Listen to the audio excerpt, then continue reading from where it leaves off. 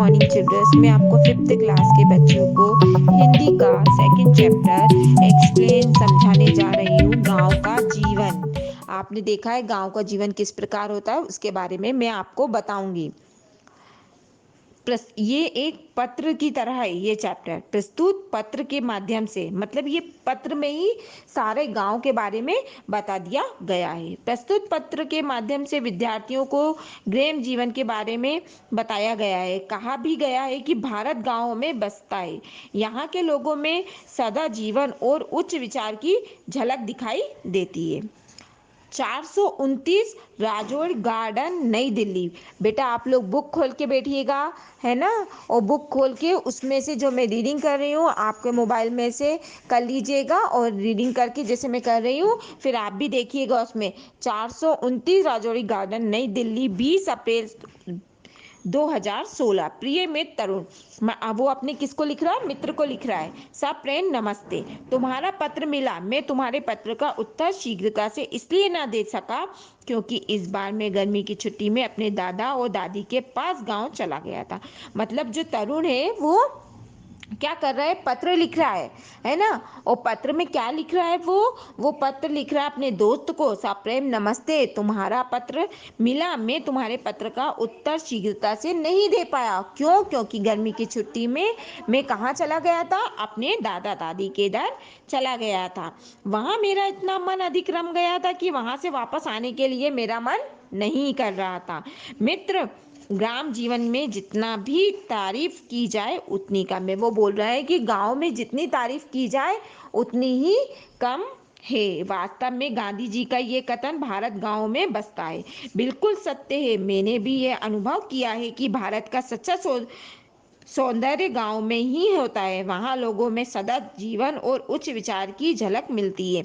वो बता रहा है कि मैं जब गांव गया था तो मुझे गांव में क्या देखने को मिला था? वहाँ पे बिल्कुल सादा जीवन था और वहाँ के लोग बिल्कुल सादे सिंपल थे, जो कि हमें वहाँ पे देखने को मिला था। फिर वो बोल रहे हैं कि वहाँ के बारे में जितना मैं मतलब अपने शब्दों में कहूँ उतना ही क्या है, वहाँ पे कम है। क्यों? क्योंकि क्योंकि वहाँ में बहुत ही सादा जीवन जीते हैं इंसान, है ना। भारत गांव में ही बसता है, बिल्कुल सत्य है। मैंने भी ये अनुभव किया है। भारत का सच्चे सौंदर्य गांव में ही है, सादा जीवन है। हृदय से सीधे सच्चे और पवित्र होते हैं। प्यार स्नेह और अंदर कूट कूट कर भरा होता है।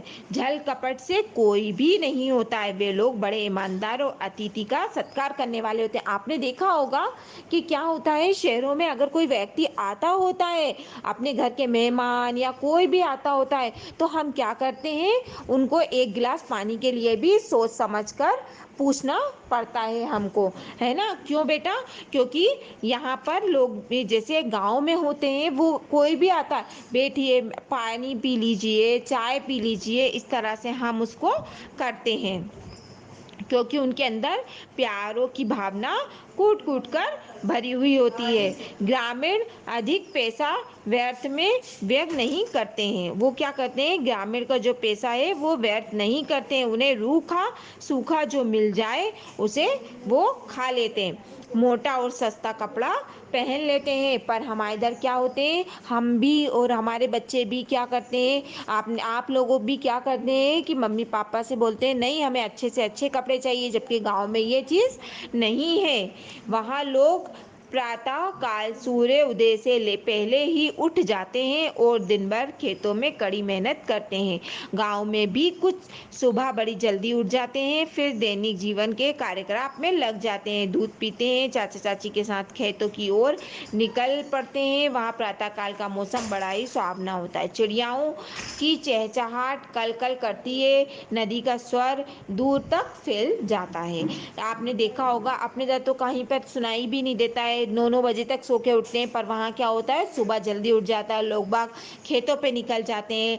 खेतों में आत्म संतोष मिलता है, खुशी मिलती है, पर धुआं लगती चिमनियों कुला कुल्हाड़ियों मिल जाती हैं। सड़कों पर घर घर कर और क्या होता है, शुद्ध हवा भी हमको मिलने लगती है। गांव में ही मैंने प्रकृति का शुद्ध रूप देखा है। सचमुच जो आनंद मुझे वहाँ के बाग बगीचे कच्चे लिपे पुते घरों में मिलता है वो शहर में नहीं मिलता। शहर में तो हर जगह मिलावट और धोखाधड़ी ही दिखाई देती है। आपने देखा होगा, है ना, वो कैसे वहाँ पे, है ना, कितनी चमकता है घर, जबकि वो लोग गोबर से लीप कर, है ना, पोत कर रखते हैं, डिग वगैरह करके रखते हैं। और अपने इधर तो यहाँ पर कुछ भी ये चीज़ें देखने को नहीं मिलती हैं। हम भारतवासी के लिए ये कलंक की बात है कि जो किसान दिन रात मेहनत करके हमारे लिए अनाज पैदा करता है, वही किसान भूखे मर रहे हैं। आपने देखा है कि जो भारतवासी होते हैं वो क्या कहते हैं, कलंक की बात होती है कि वो दिन रात मेहनत करता है, खेतों में किसान अनाज पैदा करता और वही भूखे मरते हैं।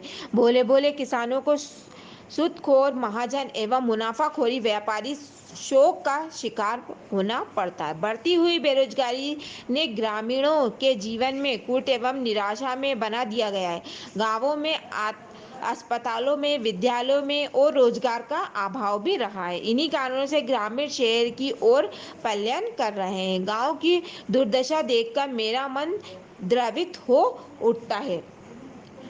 मैंने अपने मन में ये संकल्प लिया है कि बड़ा अच्छा मित्र है। लिखना बंद करता हूँ। पूजनीय चाचा जी और चाची जी को भी प्रणाम है। अब वो अपने चाचा और चाची के बारे में बोल रहा है कि उनको भी प्रणाम है। और तुम्हारा मित्र हूँ, जो क्या है, अनुज हूँ। ये किसके बारे में पढ़ा था हमने? गांव के जीवन के बारे में पढ़ा था। एक मित्र क्या कर रहा था, मित्र ने अपने उसमें क्या लिखा था, पत्र लिखा था।